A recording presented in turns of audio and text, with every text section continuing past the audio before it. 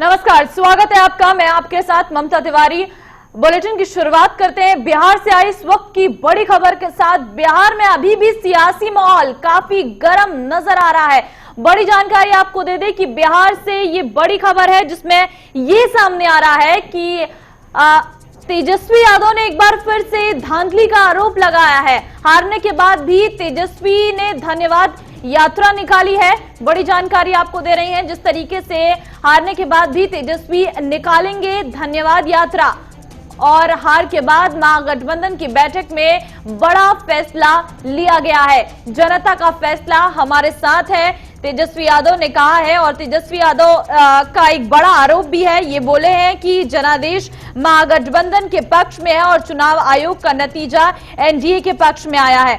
बड़ी जानकारी आपको दे रहे हैं। लगातार अभी भी महागठबंधन की तरफ से तमाम आरोप लगाए जा रहे हैं, और जिस तरीके से तेजस्वी को कांग्रेस में टूट का डर भी है, तो महागठबंधन विधायकों से वो बोले हैं कि सरकार हमारी ही बनेगी, आप तैयार रहे। बिहार विधानसभा चुनाव के नतीजे भले ही आगे हो, लेकिन अभी भी राज्य में राजनीतिक हलचल जारी है।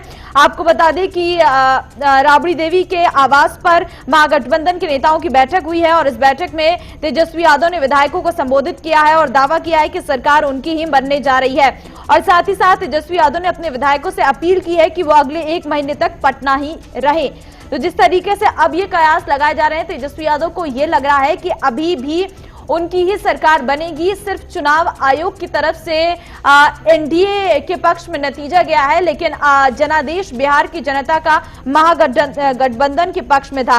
तो वहीं कांग्रेस के प्रदर्शन पर भी सवाल उठ रहे हैं, क्योंकि बिहार में महागठबंधन को इस बार 110 सीटें मिली हैं और लगातार सरकार पर जबरन कई प्रत्याशियों को हराने का आरोप लगाया गया है। महागठबंधन में राजद को अगर बात करें तो 75 और लेफ्ट पार्टियों की अगर बात करें तो 16 सीटों पर जीत दर्ज करी है उन्होंने।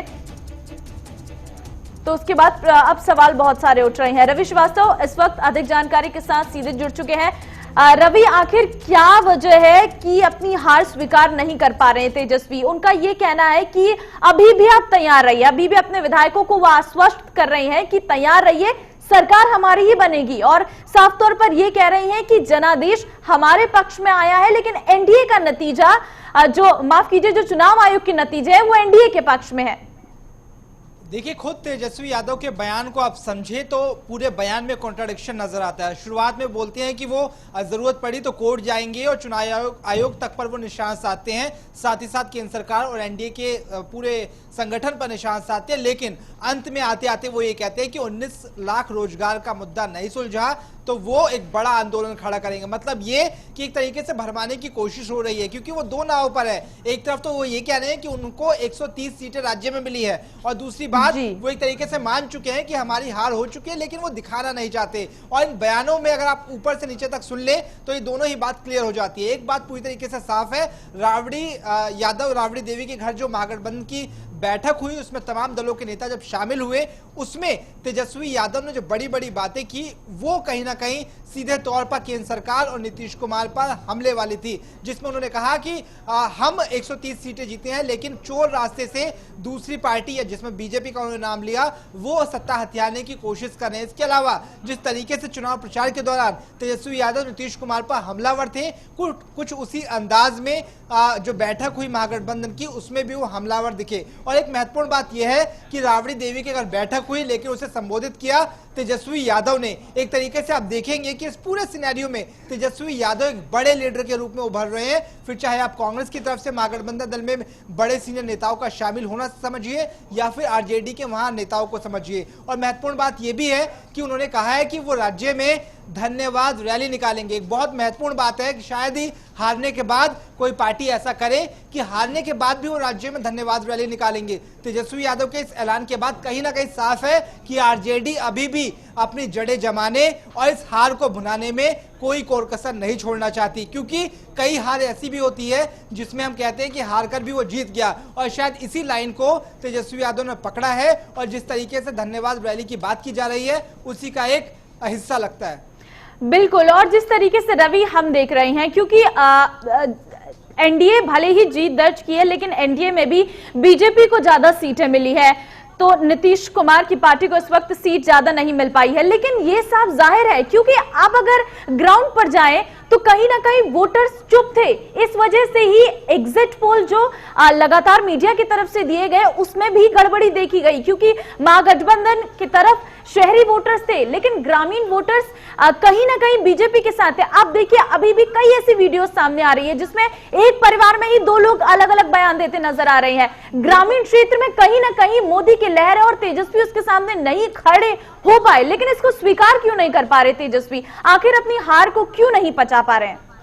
देखिए, हार जो हुई है इसको समझना होगा। ये हार छोटी मोटी हार नहीं, जिस बात को छोटी मोटी हार कहा जा रहा है वो तकरीबन 12 सीटों पर हार है और बिहार में बहुमत का आंकड़ा लगभग 123 का है जो मैंडेट मिला है एनडीए को, और उसमें भी बड़ी पार्टी बनी है बीजेपी। तेजस्वी यादव कुल मिलाकर धांधली का जो आरोप लगा रहे हैं उसके जरिए जनता का समर्थन हासिल करने की कोशिश कर रहे हैं, जो इस वक्त कार्यकर्ता निराश होंगे। देखिए, एक बात समझिए, जब भी चुनाव होता है उसमें कार्यकर्ताओं की मेहनत बहुत ज्यादा होती है। बूथ बूथ पर एक नेता नहीं बल्कि कार्यकर्ता काम करता है, और अगर राज्य में सरकार नहीं बन पाई तो जाहिर तौर पर कार्यकर्ताओं में निराशा होगी। उस निराशा को कैसे आशा में बदला जाए इसकी कोशिश कर रहे हैं तेजस्वी यादव, जो एक अच्छे लीडर की पहचान भी है। एक बात आप समझिए, बीजेपी ने बिहार की जीत को दिल्ली में भुनाया।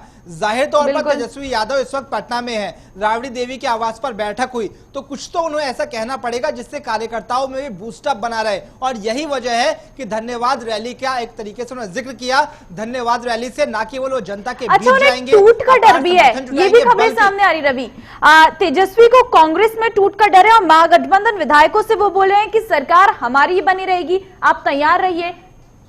देखिए, ना केवल कांग्रेस, क्योंकि कांग्रेस का खेमा तो वैसा ही 19 विधायकों का है इस वक्त जीत के बाद, लेकिन जो 75 विधायक अभी आरजेडी के जीत कर आए हैं वो कोई मंत्री पद के लालच में या फिर दूसरे लालच में फंसकर बीजेपी या फिर जेडीयू में ना शामिल हो जाए, इस बात का डर जरूर तेजस्वी यादव में होगा, और ये बयानों में साफ नजर आ रहा है। जिस बात का जिक्र मैं अभी कर रहा था कि धन्यवाद रैली, ऐसा शायद ही दशकों में हुआ होगा जब आप हारे हैं राज्य में, उसके बावजूद भी आप धन्यवाद रैली निकालकर जनता को ये बताने की कोशिश कर रहे हैं कि जीत हमारे पास है। जैसा कि उन्होंने प्रेस कॉन्फ्रेंस में दावा किया कि मैंडेट उन्हें मिला है, लेकिन दूसरी पार्टियां चोर रास्ते के जरिए सत्ता हथियाने की कोशिश कर रहे हैं। मतलब ये कि अपने जो समर्थक है उनमें एक मैसेज देने की कोशिश कि हमारे साथ धांधली हुई है, चुनाव में धांधली हुई। इस बार इसके 2-3 उन्होंने एग्जांपल्स भी दिए। उन्होंने कहा कि आरा में पोस्टल बैलेट की गिनती बाद में हुई। इसके अलावा उन्होंने खुद का जिक्र किया कि राघोपुर से वो चुनाव दिन में जीत गए थे, लेकिन जीत का सर्टिफिकेट उन्हें रात को मिला। और ये आपने देखा होगा,